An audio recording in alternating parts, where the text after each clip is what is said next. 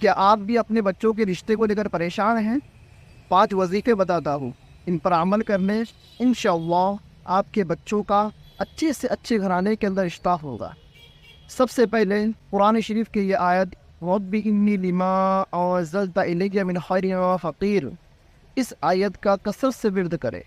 Number 2، بعد نماز عشاء 1100 مرتبہ یا لطیفوں کا ورد کرے، اول اور آخر 11 بار درود شریف پڑھے۔ نمبر 3، روزانہ فجر کی نماز کے بعد سورہ یاسین پڑھنے کا معمول بنا لے۔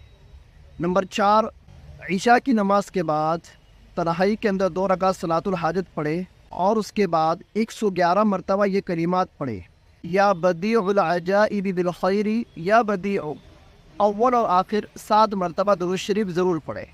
نمبر 5، فجر کے بعد اور مغرب کے بعد سورہ واقعہ اور سورہ طارق کی تلاوت کا اہتمام